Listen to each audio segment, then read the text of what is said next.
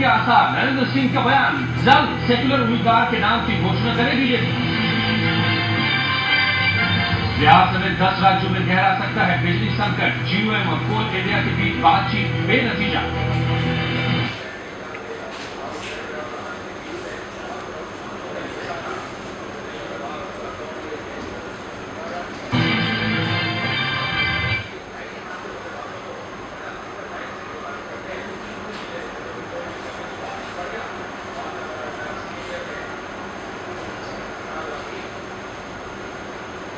कटिहार में इलाज के अभाव में एक प्राथमिक शिक्षक की मौत।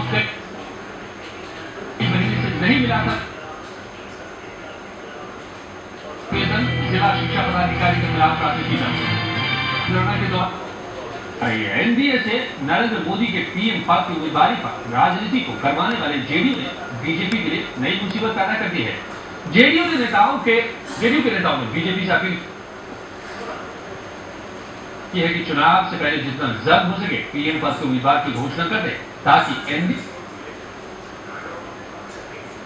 के घटक दल चुनाव 2014 के लिए अपनी रणनीति तय कर सके। बीजेपी किस पर लगाएगी दांव?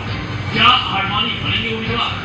आडवाणी के बारे में आदरणीय नीतीश जी ने जो आडवाणी अभी भी देश के सर्वमान्य नेता हैं और विपक्ष के दो सबसे बड़े और सर्वमान्य नेता है, उसकी पर्सनालिटी में कोई दाग नहीं है, वो बेदाग व्यक्ति है और उनको मैं समझता हूँ सभी धर्मावलंबी सभी संप्रदायों के लोग आडवाणी जी को स्वतः स्वीकार करने में। नीतीश के बाद नरेंद्र सिंह आडवाणी के नाम पर दबाव बना रहे हैं, यानी जेडीयू की तरफ से उम्मीदवार घोषित। अब फैक्ट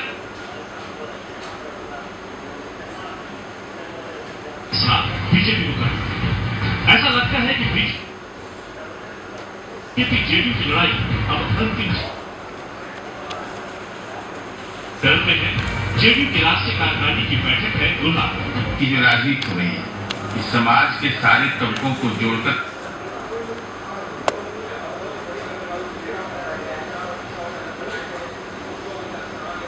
किसी को बगैर छोड़े हुए तनाव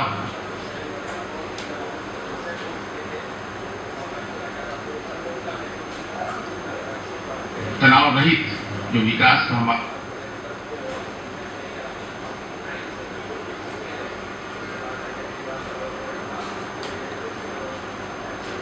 मॉडल है, उसकी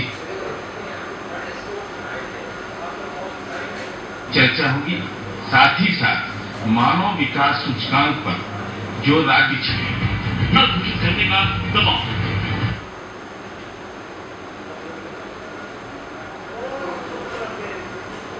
बीजेपी को भी लगने लगा है कि बीजेपी गठबंधन 2014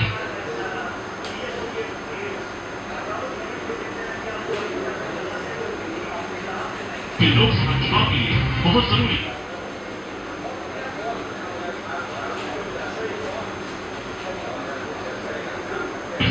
इसलिए जो लोग नरेंद्र मोदी के नाम के पसीने पड़ते थे, अब वो जल्दबाजी में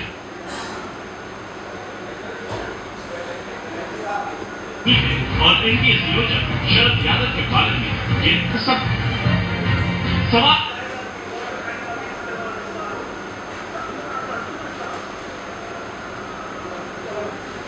है कि जेडीयू कभी पिछले राज्य की गोलबंदी की नेतृत्व की बात कहकर तो कभी सेकुलर के नाम पर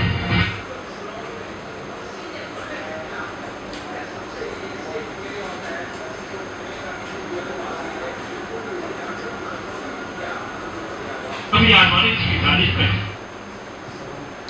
नरेंद्र मोदी को प्रधानमंत्री के मेल देखती है ये सब कुछ। यही समझ गया मेरे साथ कुछ खास मेहमान जुड़े हुए हैं। खुद नरेंद्र सिंह कृषि मंत्री हैं, बिहार सरकार में जेडीयू के दिग्गज नेता मेरे साथ जुड़े हुए। बहुत बहुत स्वागत है नरेंद्र जी आपका। आपके आज के बयानों पर मैं आपसे समझना चाहूंगा कि क्या आप कहना चाह रहे हैं। रामकिशोर सिंह साहब प्रवक्ता बीजेपी के मेरे साथ इस वक्त बने हुए। बहुत बहुत स्वागत है आपका। बीजेपी आके क्यों इतना सब कुछ सह रही है? क्यों नहीं कुछ जवाब दे रही है, क्यों नहीं कुछ फैसला कर रही है। और हमारे साथ जुड़े हुए हैं साथ ही अजय कुमार, वरिष्ठ पत्रकार, लगातार नजर रहती है बिहार की सियासत पर, समझाएंगे वो कि क्या होगा अभी जो होगा इसके पीछे, मोदी के विरोध के पीछे। देखिए,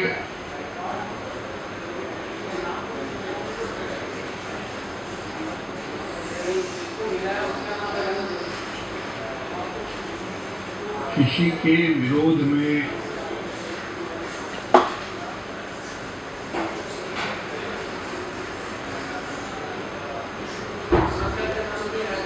कोई हमारा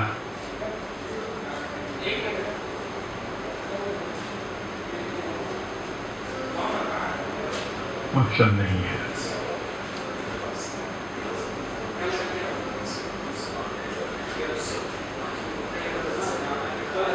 न हमारी पार्टी का मकसद है, न नीतीश जी का मकसद है। और हमने कहा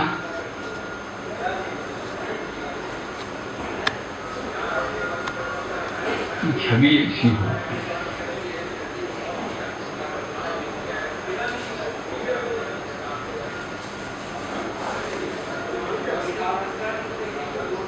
कि जो सर्वमान्य हो, धर्म निरपेक्ष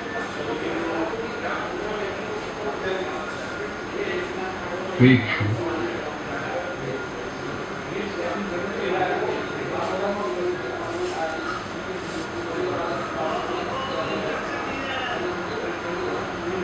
सभी लोगों को लेकर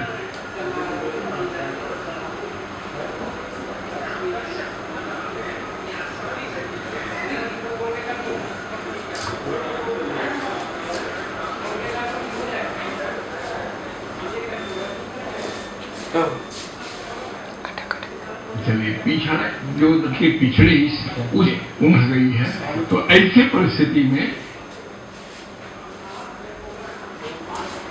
निश्चित तौर पे बीजेपी के पास एक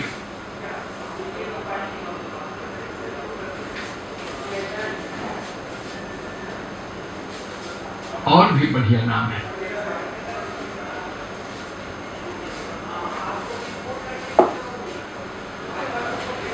लेकिन हमने कहा कि बड़ा बड़ी पार्टी जो सबकी भाषा में रही है,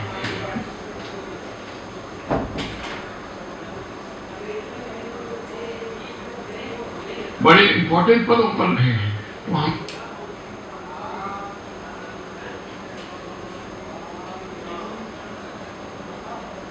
हमने आज भी यही कहा कि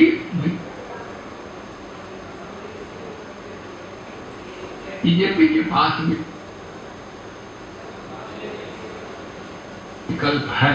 और आज विवाद कहाँ है, ये मोदी होगा गरीब होगी, और बन के लंबे काल, लंबे अनुभव, लंबे उनका बीजेपी को भी पता है। हाँ, बीजेपी को भी पता है, तो हम तो बीजेपी पर छोड़ रखे हैं। लेकिन नहीं, आपको तो कैंपेन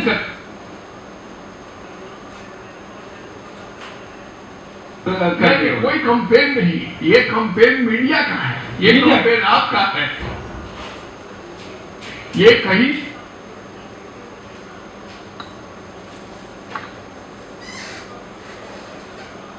कि कोई झंझट नहीं है। रामकिशोर जी, ये कैंपेन मीडिया का है या आप बयान लगा देते?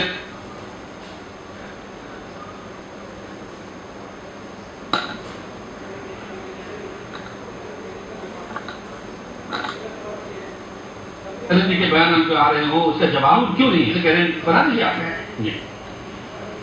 और 17 वर्षों में अब निचले स्तर पर चाहे जनता दल ही किसी पार्टी से अगर नरेंद्र भाई अगर कोई अच्छे काम किए तो वह शाबाशी मुझे दीजिएगा। अगर जदयू या भाजपा के किसी मंत्री के किसी निर्णय से जनता खिलाफ लगता है या कार्यकर्ता को, तो उसका उल्हाना भी हमें देता है। देखिए गुजरात में जाके आप दोनों एक दूसरे के सामने लड़ते भी हैं। देखिए सिर्फ हमारा लड़ते हैं एक दूसरे के खिलाफ, सिर्फ हमारा गठबंधन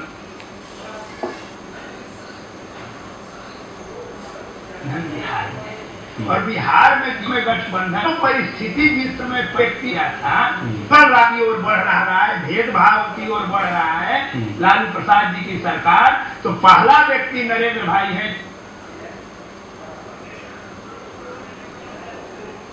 जिन्होंने रिजाइन कर दिया था, कहा कि मैं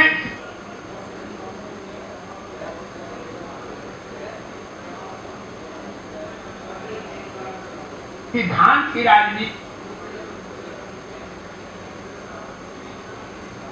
करता हूं, मैं किसी मंत्री बनने के लिए नहीं। लेकिन आज वही है, तो आप फिर देखिए, आप इंटरप्रेट कीजिए का कोई हमसे मतलब का विरोध नहीं है। मैं ये कह रहा हूँ कि नरेंद्र मोदी का विरोध है कि नहीं है, हाँ। ये सवाल आज उठता कहाँ है? तो फिर इससे बयान क्यों अरे आप लोगों की तरफ कहाँ बयान आ रहे हैं? आप लोग आज भी दिया अरे भाई, आज झूठ में आपस से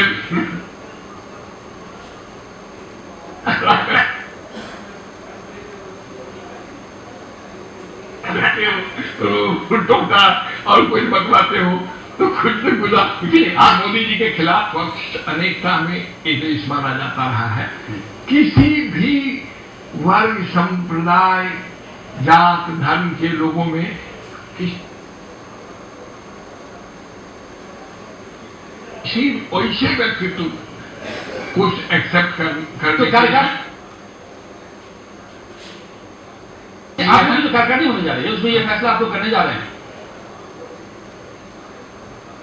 नहीं, अभी तो जब क्या फैसला करने जा रहे हो तो कार्यक्रम इस पर चर्चा होगी, विषय आधार चर्चा होगी, वो तो कार्यक्रम उसके बारे में मैं भविष्य में मिला है, कार्यकारिणी का सदस्य हूँ जी। अब वो मैं जाऊंगा कल परसों तक, परसों है कार्यकारिणी हमारी,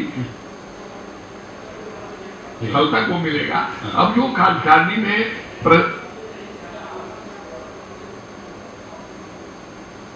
विषय आएंगे उस वक्त उस पर अजय जी, क्या ऐसा नहीं कहीं काम पे जी के जो है वो अगर एलाइंस का है तो वो सबको एक्सेप्टेबल होना चाहिए। और जैसा कि उन्होंने कहा कि वाजपेयी जी एलाइंस के स्वीकृत नेता थे, यहाँ पे थोड़ी गंगा उल्टी बह रही है। अभी भाजपा ने अपना प्रधानमंत्री का उम्मीदवार तय नहीं किया, लेकिन मोदी साहब इतने आक्रामक हैं और इतनी जल्दी में है कि मुझे सीताराम केसरी जी याद आते हैं, जिनके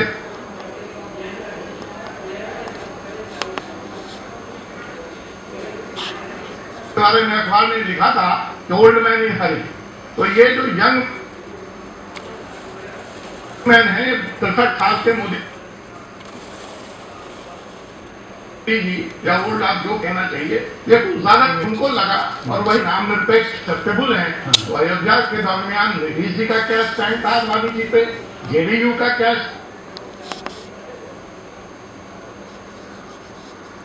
स्टैंड था, या भी जरा इतिहास में जाकर देखा जा रहा है। यही सवाल मैं आपको आप पूछ रहे हैं।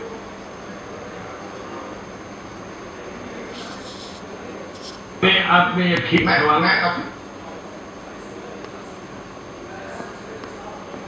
एक बात पूरी कर दूं जी, एक वो इतिहास में जाके देखें। और असली जो टीयू और जो नरेंद्र मोदी की है, टीयू को ये दूसरे जो है मंडल और कमंडल की फिर से टेरिटरी में आ रही है और इनको चिंता ये है कि वो 18% ये भाजपा के साथ जब बैठ और समझौता की राजनीति ठीक है जब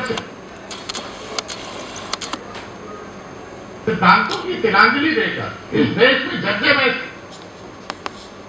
राजनीति होगी तो इन दोराहे से, इन धर्म संकट के दौर से किसी भी पार्टी को निकलना पड़ेगा। तो क्या जेडीयू के दौर में है, क्या जिधर है बाकी ये सारी लड़ाई है, तो एक नाम पर मुस्लिम वोट मिलेगा और एक नाम पे नहीं मिलेगा, ये तय होता है। और सबसे बड़ी बात, क्या ये तमाम धमकियां जेडीयू की असली है?